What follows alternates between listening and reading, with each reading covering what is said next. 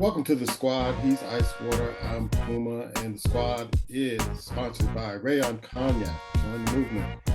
Contact us at www.rayoncognac.com. And don't forget to get a copy of Charles's book. We know him as Icewater, but he goes as Charles E. Farmer. Time to Let the Little Boys Go. Out on Amazon right now. In this episode, we're going to be talking about the NBA playoffs. SGA wins his second MVP in a row. We're going to be talking about the Pittsburgh Steelers signing Aaron Rodgers for a one-year deal. We'll tell you how much it's worth, and you tell me if he's worth this. Also, we're going to do our last second shot, and we're going to get out of here. Make sure you check out all the shows on our page. We'll have the fight game coming up after this particular show. But let's talk NBA playoffs. We have Game 7 today happening later on this evening, Ice. And if you go by the script being leaked, they're saying Cleveland is going to win this particular seventh game in Detroit. But, you know, I'll wait and see that. But you saw how San Antonio handled Minnesota. I got some grievances on that game with Randall and Gobert. I think those two need to be investigated as soon as possible. You had the Knicks wipe out Philly in 4. And what I was really bothered by was Embiid's response at the end of the game, like it was a win for him, even though they got swept. And I've been saying to Embiid fans for a long time, he needed to go by 5 years ago. He's not going to give you anything. And I don't know if he's worth anything at this particular point. But your eye test on the playoffs and your prediction for the seventh game tonight. It's hard, as you said to me earlier, it's hard to watch these games. It's very hard to watch.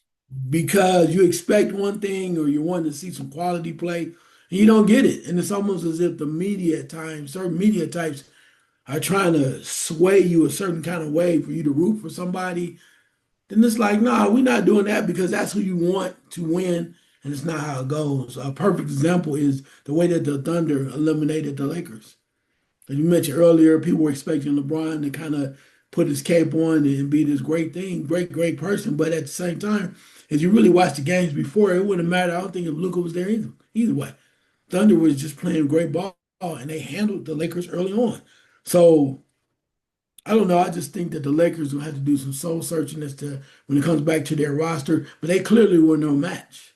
And if you think LeBron James was supposed to rise up, put that cape on against a team that's maybe 8, 9 deep, please, just wouldn't happen. So I was not surprised at all that the Thunder went through them that way, even when you brought back Reeves. So I was not surprised by that at all.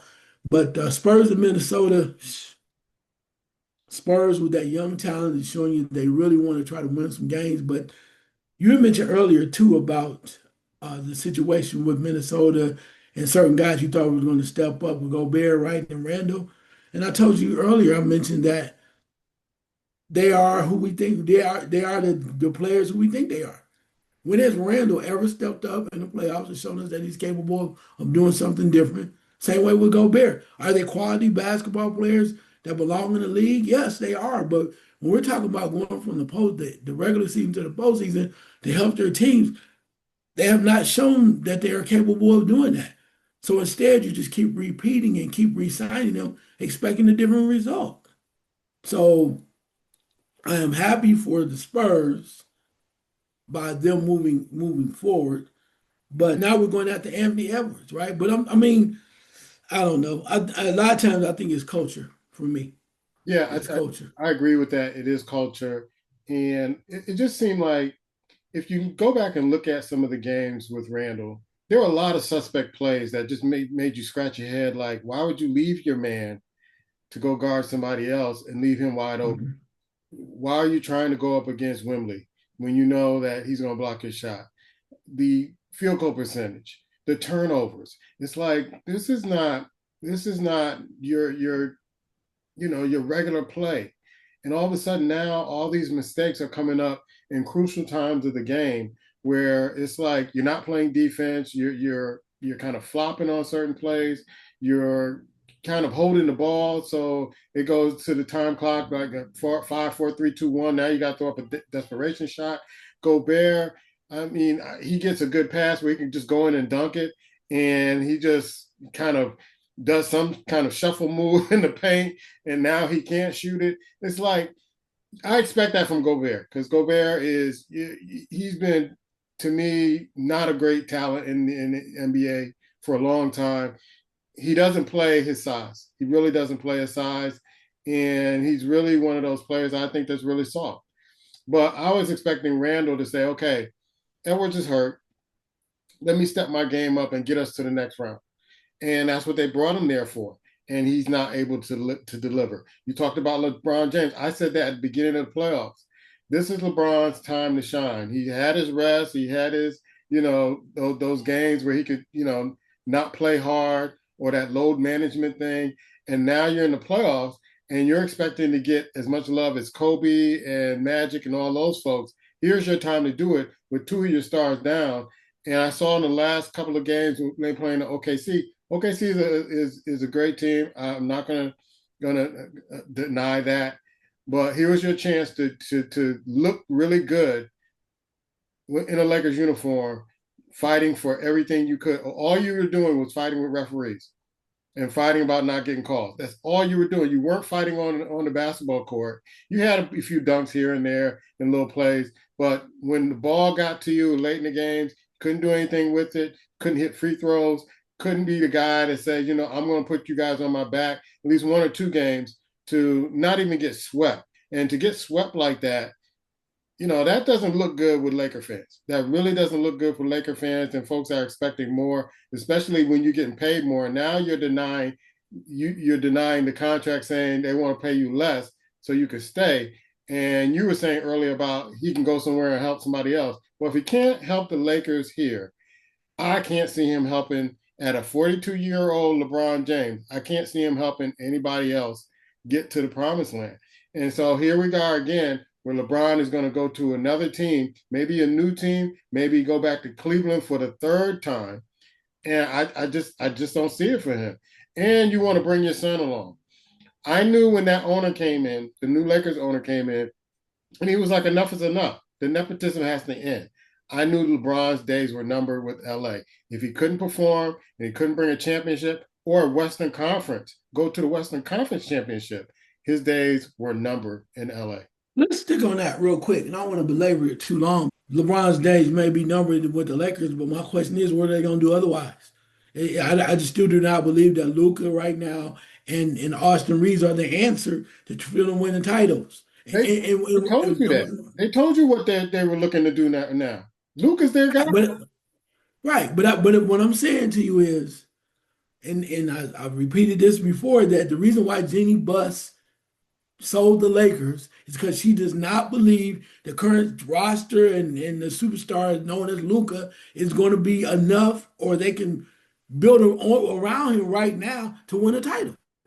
So she said, "We'll take the $6 billion and get out." Yep. Because we're about winning titles. It's not about money. Oh, they did it because the culture was changing with the money. No. They won 11 championships under that regime. All I'm saying to you is, granted, I get it. LeBron was supposed to step up. Now, is he going to be considered a great Laker? No. No. No, he won't, because you got to at least win maybe a couple titles, and you got to do more to get that statue, right? So it's not going to happen. But again, it comes back to the culture. So you got this new owner. What are you going to do? Who are you going to bring in to support Luka, right? I look over in the East, where you have Philadelphia got really just manhandled by New York, right?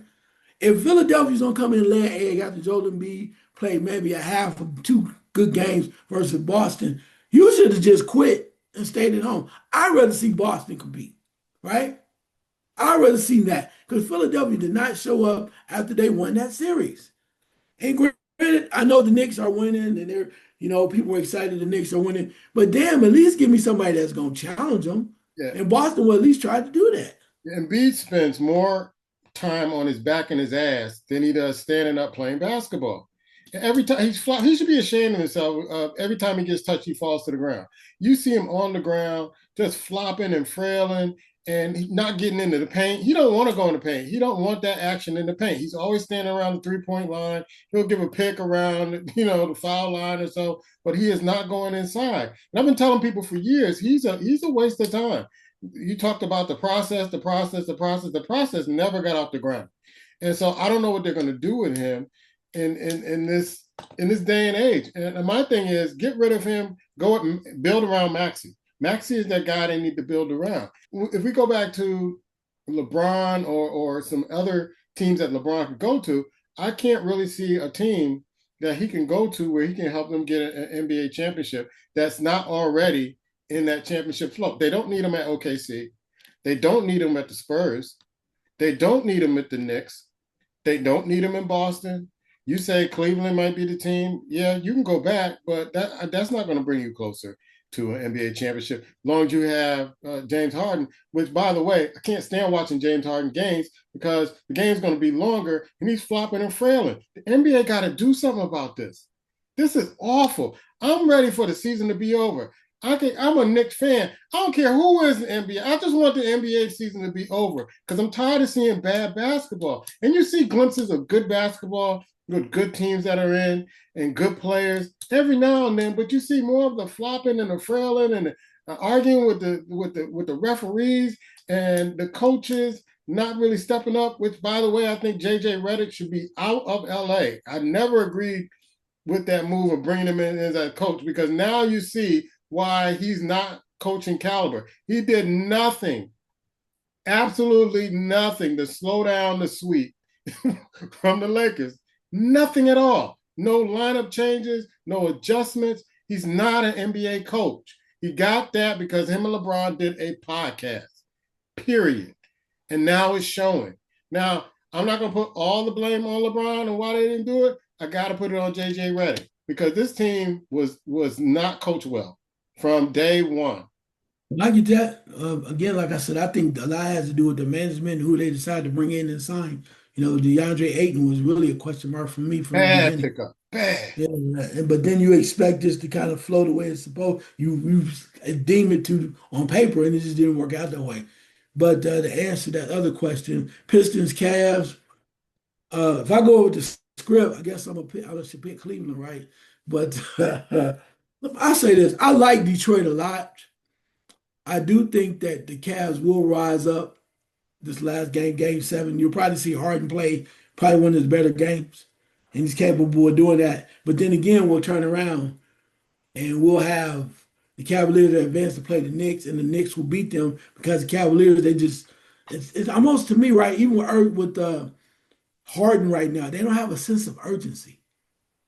They don't. And I think that's really one of the fallbacks, one of the issues they're having right now is because they don't have a sense of urgency. They'll get up for game seven if they are able to win, but then they'll play the Knicks, and then you're like, well, how is this team so talented and not be able to push through? You finally got a take charge coach that can push through and get guys motivated. But then again, it's like, what else is going on? And that's when I kind of look at them from that standpoint. I'll say this: I think Cleveland's going to win, but I hope Detroit wins. And I'm gonna tell you why. And I live in Ohio. I want Detroit to win because I think the way that this young team is, and bigger staff is changing some things around, and the way he had to put Duran on the bench to let him know he was serious, right, to get his attention. He started playing a lot better. I want to see them because I think they're going to come in and play harder and give us a better sample than if Cleveland wins and plays New York. I want to see teams that are hungry and want to play hard, and I think Detroit is close to that. Not saying they're going to win, but I like their fire at times when they come in. Instead of just saying Cleveland get there one more time, Harden continues to do the same thing he's done for how many years, come up short, and then go, I gave it all I had, man. Let's go to Cancun. I mean, I don't know how I feel about it. He needed to be investigated like 5, 10 years ago. right. But it's that I would rather see a young Detroit Piston team that came from the depths of the league, the bottom, right? Step up to the plate and at least have an opportunity. Yeah. I would rather see that than watch the same old cast of characters. Yeah. And it seems like when you're going through the NBA and getting through this process, OKC went through it, teams in the past went through it. It's like levels to it. They get to a certain level. Okay, what can we do to get to the next level? And I kind of see Detroit after their play in the playoffs, like they need a little bit more time. I know they were first in the Eastern Conference. Everybody expected them to just barnstorm through, but it's like you can see like they need some experience. They need some Yeah. fun time. in order to kind of complete this. And so maybe I'm wrong, but you kind of see that they're ready, but they're not. Yeah, and that's okay. That's what we call maturation, right? When it happens, and some teams get through and they would rise up, but there was questions about OKC until they won their last title last year, right? Their first title, should I say? There's questions. So when you're young and you got teams that's on the rise until they push through and follow through, it's like Jordan losing to the bad boys in Boston for so long. Until Yeah. the Bulls push through, you just wonder. Yeah. Speaking of the Thunder, the Spurs and the Thunder play tomorrow night. We're filming this on the 17th of May. Tomorrow night they're playing. What do you see in that series? Same old thing we saw in the regular season, or this is going to be a more physical series in this at this particular point? See you smile. I love this matchup, because there are so many people out there that believe. And I like San Antonio. I'm not hating on the young guys, and I like Wimby. Wimby has shown me to be a lot better than I ever thought he would be. I just could not get caught up in, bowing down and praising him without seeing him mature, and he's done that. He's shown me that he's one of the best players out there. But I still have to ask the question: as much as you want Wimby, they want Wimby to kind of step his game up and show that the Spurs are ready. Will the rest of the team rise to the occasion? Will Castle rise to the occasion? Can Dylan Harper raise up? Most importantly, can De'Aaron Fox raise up? Because he had some issues in the rounds prior where they had good guard play. Can you do that? Because one thing we do know about OKC, they ate strong of nine, and somebody's probably getting healthy now. So when they come at you, I told somebody this. I would not be surprised. You think I'm playing? I would not be surprised that OKC says, you know what, Wimby, go and get your 45, bro. But nobody else gonna beat us. You have 45. It's kind of like a la old school Boston versus Chicago. Jordan 63. Go on and get yours. The rest of these dudes will not beat us. And what we understand about this is I think it's going to be a little more difficult than people think for the Spurs. You just can't turn it on because you're young and you can outrun somebody. These guys have won championships. It's the reason why, when you think about it, and you might just kind of say, we expect it anyway.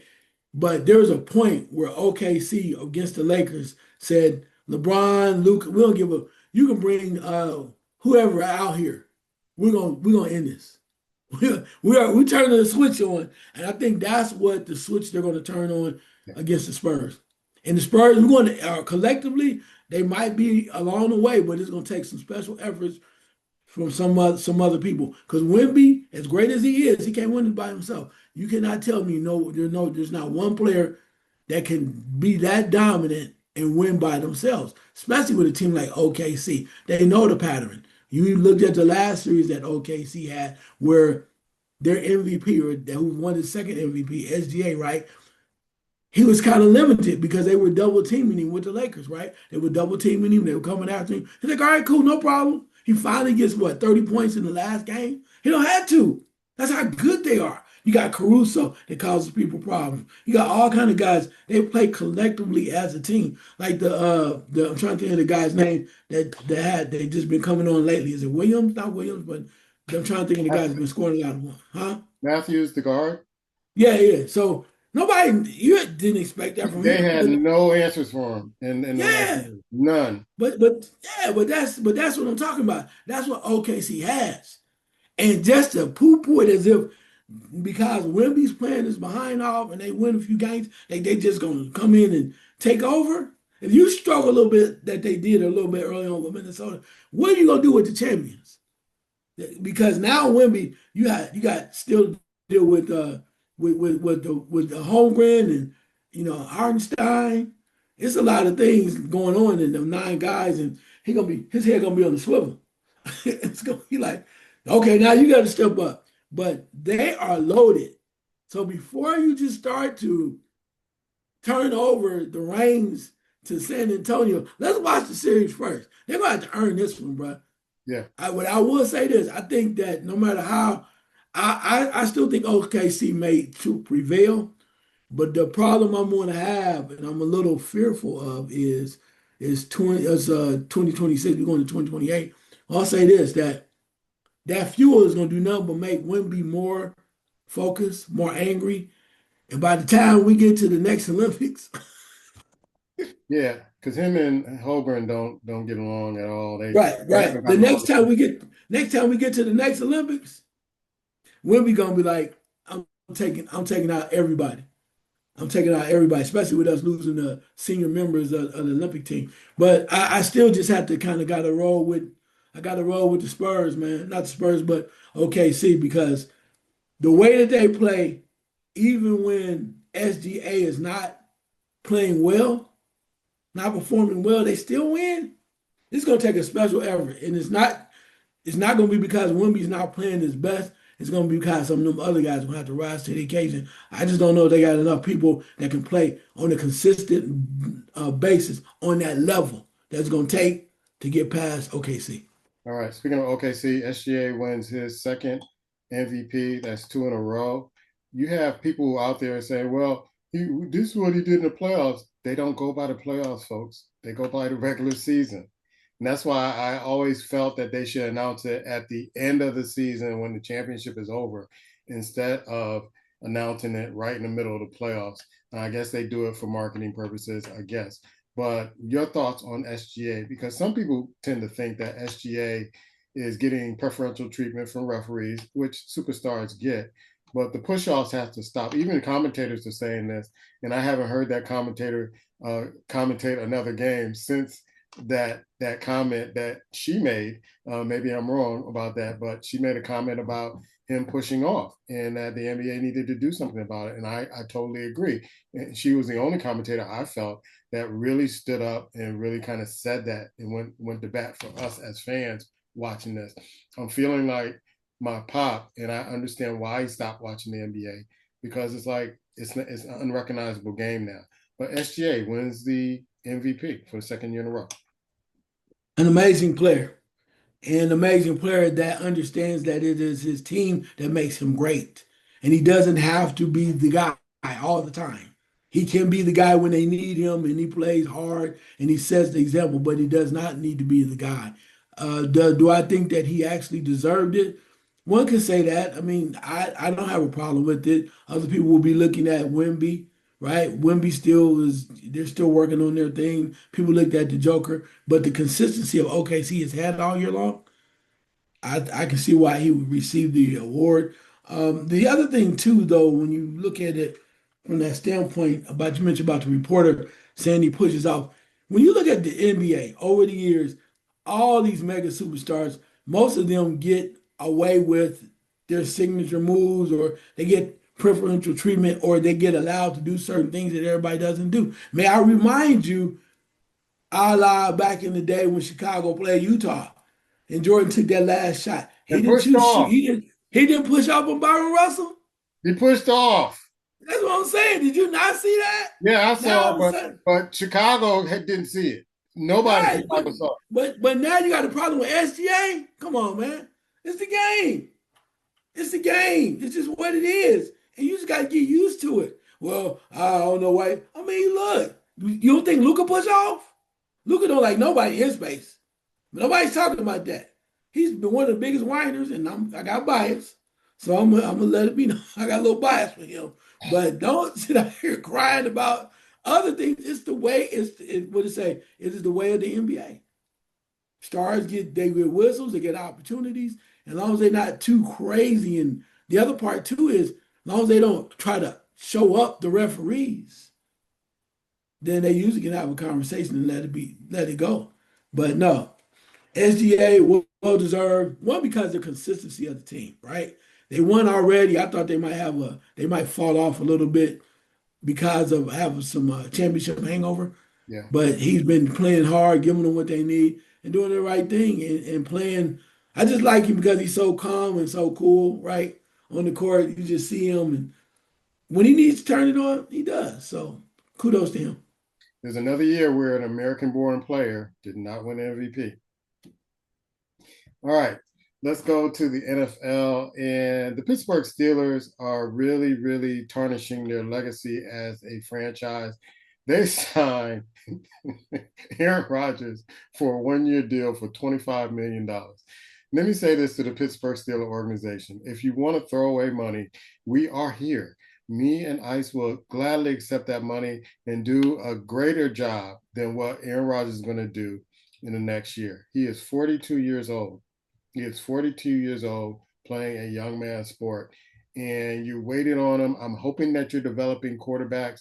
I have no dog in the race at this particular point. Like I said, I gave up all the teams my favorite teams in the NFL because you guys are playing like you're on Madden. And trading and all that other stuff. It's almost like you have Madden really simulate your who you're trading, who you're keeping, who you're playing, what kind of plays you're doing, all this other stuff. But also, I want to throw out there the NFL schedules came out, and I keep telling people this: when you are a first place team, you get a tougher schedule the following year. And it seems like they're saying that the Chicago Bears has one of the toughest schedules in football.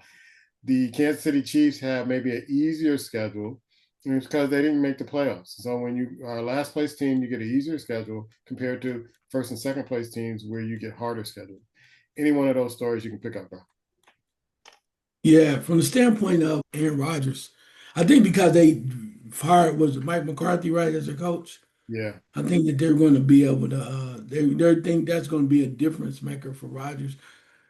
But the only thing about Rodgers is, and I'm not saying I agree with what they did, but Pittsburgh is kind of close to the best type football team, right? Unless they've already reached out their comfort zone and stepped out their comfort zone. I mean, a little bit last couple of years, right? When they went out and got Justin Fields, and then they went out and got Russell Wilson, and they just tried something different, thinking it was going to make a difference, and it really did not, for whatever reason. So they go, well, let's go back to our conservative play. And let's go get a guy that's older than Methuselah, seems like Aaron Rodgers. So they get him. And granted, it wasn't great, but it showed flashes, and it was kind of like the type of football that they played when they had Ben Roethlisberger, right? Which is very familiar to some of these fans, and they like it. Okay, well, we didn't do it, but we're gonna bring you back one more time because it's guess what? It's comfortable and it's safe. One thing Aaron Rodgers, he may make some mistakes, but he's comfortable and he's not going to try to do too much. And they pray and hope that it's going to be enough for them to move on. And most of us know that's not going to be it. And maybe they will at one point. They'll get a guy from the draft or somebody like a Will Howard that will step up and it'll be his time to be their new quarterback. But they do things in a way that's so conservative and so safe that that's how they operate. Doesn't win you championships always, but it keeps things on that level. One of the things that I saw Drew Brees do when he was at New Orleans his last year, and that I'm seeing in Aaron Rodgers, is that it's hard for them to make accurate passes 20 yards down the field. That's Mhm. what I see with Aaron Rodgers. It's like he's 42. The arm's not there anymore. The arm's not there anymore. And every time he throws it deep, it's like he's throwing it up for grabs. So I saw that with Drew Brees where he could not he can dink and dunk, but he could not get the ball down 20 yards down the field with accuracy. 30 was out of the question. 40, you didn't see him throw those bombs anymore. And that's what I'm seeing in Aaron Rodgers. Instead of Pittsburgh saying, you know what, we're not going to go to the Super Bowl anytime soon with Aaron Rodgers, and we need to develop a new quarterback. I can't see Aaron Rodgers developing new quarterbacks while he's there. I can't because he's going to want to be the man. He's going to, want to call the plays, all this other stuff. And yeah, he's with his old coach, but if I'm not mistaken, they didn't get along at the end of the coach's tenure and Rodgers' tenure. And then when Rodgers got the new administration, I'm going to call it, or the new regime, they saw the writing on the wall that Aaron Rodgers trying to get them fired, and they were like, "You got to go before we do." So I think this guy kind of slows up their progress, and I think it's going to take maybe 5, 6, 7 years for the Pittsburgh Steelers to get back in the running of things. I don't see the Pittsburgh Steelers going to the playoffs right now. They're not equipped to, and it's almost like they're not really trying to. But if you're not going to try to get in the playoffs, then do a reconstruction and say, hey, we're going to start from a younger team and we're going to mold our talent to get to where we need to go instead of going with this same. I don't even think Aaron Rodgers is going to make it through the whole season, bro. He's not going to make it through the whole season. He's not going to make it through the whole season. It's going to be another Jet season, maybe the first game of the season. His knee buckle and he's out for the rest of the season. So now you threw away $25 million. Well, you could have gave it to us. Your thoughts, man. I'm done with it.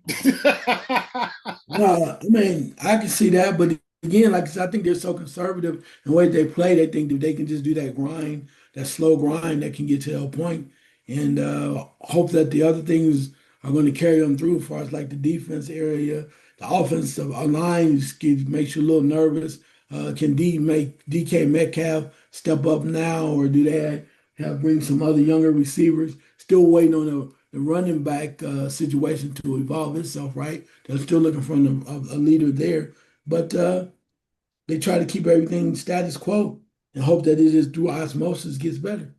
But that's welcome to Pittsburgh. Yeah, it's a team without identity. There are a few teams in the NFL that don't have an identity, and Pittsburgh has now become one of them. They used to have an identity where you knew what to expect when you got the Pittsburgh Steelers. You couldn't stop it, but you knew here it comes, and we're going to try our best to weather the storm. But now you don't know what you're getting with the Pittsburgh Steelers, and it must be very frustrating with the fans. MLB, man, I was watching some of it last night, and I try to do what the NFL tries to do. They do the four screens. I think I don't want to call it now. I want to advertise for them. They ain't giving us no advertising money, but they show the four screens. The screens. I can follow that with football. With baseball, I'm having a difficult time following the games with the four screens and the different teams. I can't do it. It's a slower game, but it's hard to do it. Football is like inside the 20, the zone. I'm like, okay, I'm good. I'm good. I can see this. They take time off, but baseball does the same thing. I don't know if it's just a me thing, man. I just can't follow it like I follow football. Well, a slower pace, right? Slower pace, things not always moving like that. They've done everything from trying to put in a clock to speed the game up as far as the pitches are concerned. But it's just that's how it is. So let's jump into this for the first time this year. American League East, Tampa Bay Rays are in first place. Lead the Yankees by 2 games. People say, "Oh, the Yankees, we don't know." Okay, we tired of that. When people spend that kind of money, teams that when they spend kind of money, they're not going to be in the cellar. We're just waiting for them to make a move. We know that's usually the case with the Yankees. Moving over to the American League Central, the Cleveland Guardians are leading the Chicago White Sox. Surprise, surprise, by 1 game. Let's go, Chicago. Chicago is 23 and 22, which lets you know how bad baseball is right now. But it doesn't matter. You're only 1 game out of first place in your division. I don't care what they say about you. We still love you. Moving over to the West in the American League, the Athletics, who have no name right now. You can't say Oakland. You can't say Los Angeles. Can't say anybody else. Just call me Johnson. But they're going to Las Vegas soon. They are in first place right now in that division in the West, followed by Seattle Mariners. Also, the Texas Rangers only are 2 games back in second place. And the Houston Astros are 5 games back. It just lets you know that it's really tough early on for all these teams, baseball wise. And the Angels, Los Angeles Angels, are only 7.5 back at with a 16 and 30 record. Some bad baseball going on, but it's going to improve as we know. But that's where we're starting at so far. Let's move over to the National League. In the National League East, we have the Atlanta Braves leading that division by 8 games over Philadelphia Phillies. Atlanta, they always start off usually pretty strong. But then the question is, can they keep it up? You always wonder not whether or not they're going to falter down the road as we move forward in the season, but we'll see. Moving over to the National League Central, Chicago Cubs are tied with Milwaukee for actually no, they're leading that division by a game and a half. Milwaukee is in second place, and in third place, right there too, are the St. Louis Cardinals. Interesting. Cubs, Brewers, Cardinals. My poor Reds, just when I thought they was coming out the basement, they go right back down.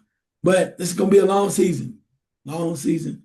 I think that the Reds, with the right turnaround and the way that division is in the Central, is so up and down, and a lot of teams are struggling to get to 500 and above.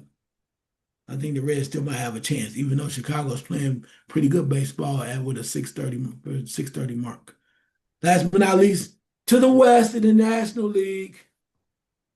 Early on, it was you saw the San Diego Padres were there, but money talks and money buys championships and anything else you want in this world, except for love and people that really know other things. Anyway, the LA Dodgers are in first place. Are you surprised? I'm shocked. No. They spend so much money. You expect them to be there. So the Dodgers are in first place, followed by the San Diego Padres, who are half a game back. After that, we go into 6 games back. Arizona, San Francisco Giants are 9 back, and Colorado, are you melting in already? They're 10 games back. Man, we just started. What are you guys doing? But the beautiful thing about it, baseball's long, has a long season. And with that being said, your team can make a run, Yeah. even in the late stages. So right now, it's like they're working out the spring training kinks, trying to figure out whether or not Otani's going to pitch at all this year, or he's going to be a utility outfielder. Whatever you like, whatever you do, it's still early. So let's take a break, take a deep breath, exhale, and let the season unfold. According to Pop, Otani's too cute to play baseball. He's too cute. He's Hollywood now. Let's go to our last second shot. I'm gonna do mine first because we haven't talked about this, Mike Grable, and maybe we'll talk about this after I give my shot. Is that when you had coaches like the Boston Celtic coach who got caught cheating on Neil Long, and you had the Michigan Wolverine coach, football coach, got caught doing something, and then you had the Michigan State coach. And so I see the pattern where my thing is that, when black coaches, and we talked about this, and we have a podcast coming your way in several weeks. But when black coaches do this, and we all know that it's not the same as for black coaches as white coaches. We know that. We know that. That's well documented. But Mike Graber said, "Hey, I'm going to counseling," and because I asked you earlier, like, what are they going to do with him? Are they going to fire him, let him go? He just came off a Super Bowl. They lost the Super Bowl, but he had this affair with this journalist, and it's been going on, they said, since 2020. And they're even suspecting one of the kids is not her husband's, it's Mike Graber, allegedly Mike Graber. And so they got pictures all over the internet. I don't see any of the talking heads that were trying to promote or prop up the New England Patriots organization with Kraft, with Belichick not getting into the Hall of Fame, with Tom Brady. And they were complaining about why aren't these folks getting, in the Hall of Fame on the first ballot. I said this weeks ago. They're cheaters. This is the Patriot way. Now you got a coach here who's getting preferential treatment because he cheated too, cheated on his wife, and the journalist cheated on her husband. And so now, allegedly, I guess there are DNA tests going on to see whether or not these are all his children. It's a big mess. And so all the talking heads who were trying to fight for the New England Patriots and Belichick, I haven't heard a peep from all of you yet about this particular situation and what they should do with Mike Grable. I haven't heard a peep. Y'all were going all in. And I can name all of you, but y'all were going all in on how unfair it is, and that the Hall of Fame committee need to be fired and all this other stuff. They knew what they were doing. This is a organization that likes to cheat in strip malls, on the football field, video cameras, everything. And you think the Hall of Fame is going to honor that? So I'm really, really, really trying to hear. I'm trying to listen to what y'all are saying about this particular situation. Because Udoka from the Boston Celtics, y'all got him out of there. Boston got him out of there. Yeah. Man, you got me befuddled. Which is very hard to do. Yeah, for sure. It's a good old boy network, though. You know how that is. And certain things I go want them to away. admit it that it is. I really want them to say, this is a good old boy network. I want them to finally admit that it is. It's so blatant. You know what?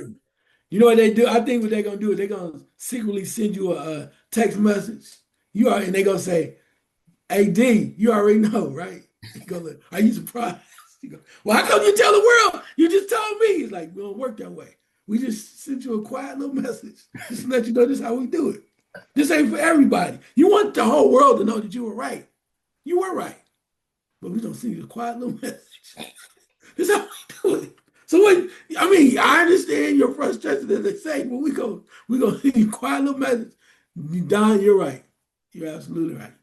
That's what they're gonna do. They're boom, you're absolutely right. I'm like, look, but ain't nothing you can do about it.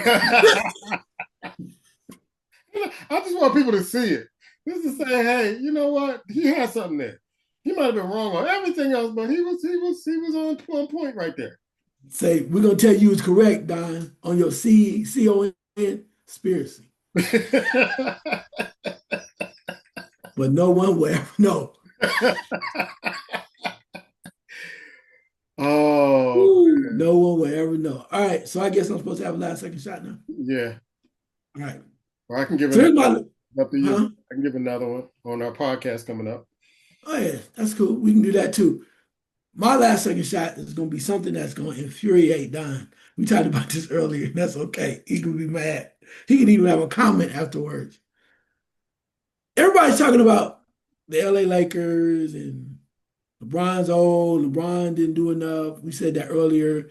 And the question is, what will happen to LeBron next year? Okay. He's a free agent. Will the Lakers bring him back?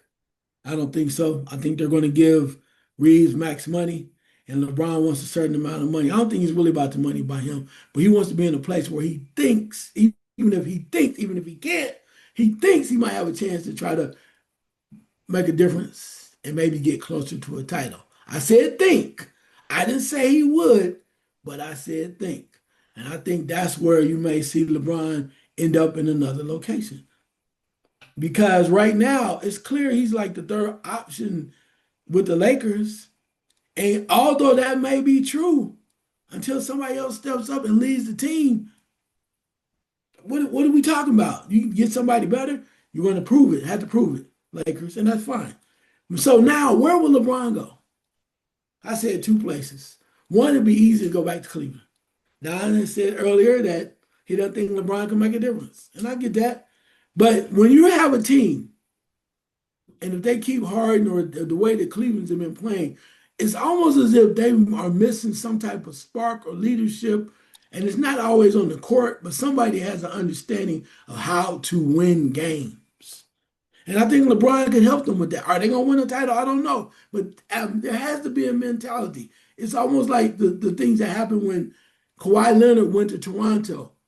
And you had all these guys trying to not be number one.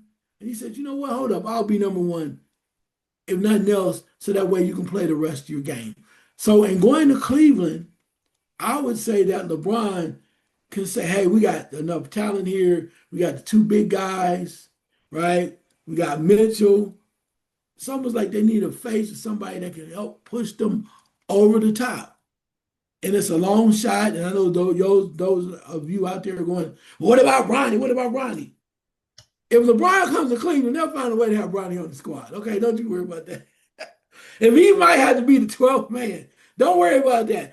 And don't give me this mess that y'all was saying before, like they said before about when the Lakers actually picked him up. Well, they could have got somebody else. Ain't no damn body on no 12th man gonna do anything to make a difference on the NBA team. Y'all just mad because it's his son.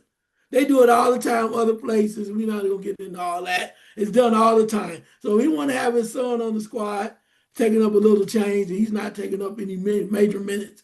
What are y'all talking about? Get off of that, okay? Get off of that. And lastly, the other team that I don't think he's going to go to, but I want to see it because it would warm my heart just to see it happen. Even though he's old, they're older. I would love to see LeBron go to the Golden State Warriors. And I'm gonna tell you why.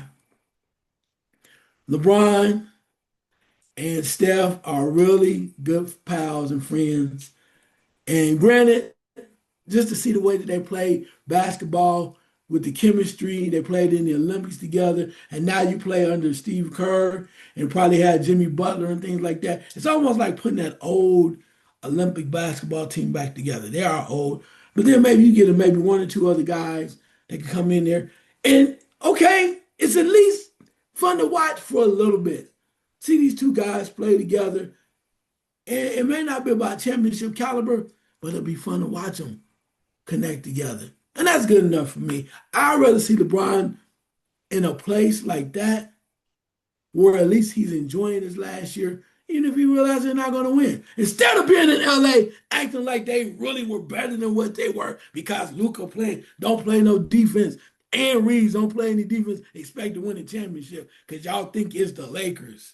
Again, remember, there was a time, and this is, I'm going to get off this shot real quick. Hate mail, you know to address it. There was a time when the Lakers had two gentlemen, Kobe Bryant and Shaquille O'Neal, and they could not find ways to get over the hump. They didn't know how to do it, as great as they were, until they brought in Phil Jackson.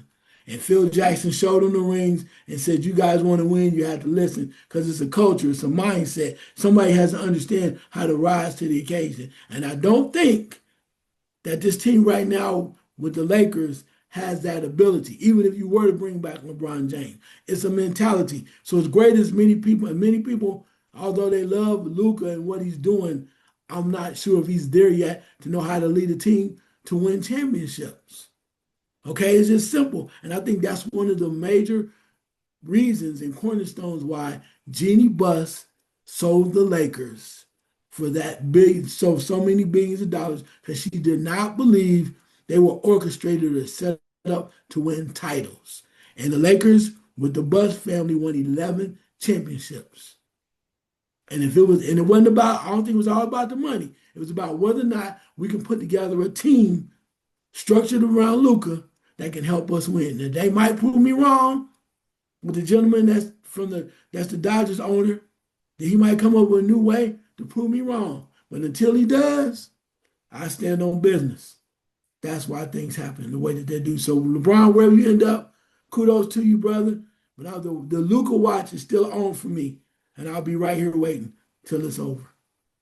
One thing I want to respond to with that is, LeBron, wherever you go, take Bronny and JJ Redick with you. That's it. That's it. Take them with you. Take them with you. Take them with you. He shouldn't have never been that coach, and Bronny should have never played on that team and making all that money doing jack. JJ can't go. He ain't family. Yeah, JJ got to go. He's buns, Bronny's buns, and LeBron is headed that way. He's headed that way. He's 42. It's over. It's over, bro. It's over. Drink your wine, go sit down, spend your money, invest in production companies and all that other stuff. This basketball thing is over for you, bro. Over for you. You got to think about it. His reputation among players and how he kind of manipulates situations wherever he goes. It comes before him. That's why Kawhi Leonard didn't want to play with him when he had a chance to play with him in LA. I mean, because he kind of changes the culture where it's not that culture that the team really wants to win championship. And I think he changed the culture so much with the Lakers. Even Laker players are saying, you got to go. This is not us. So I think he's worn out his welcome. And so he can go back to Cleveland, he can go back home again, but I don't think it's going to make a difference. That's just me. Maybe I'm wrong about that. That's our show. We'll be back next week. Cleveland Rock. Cleveland Rock.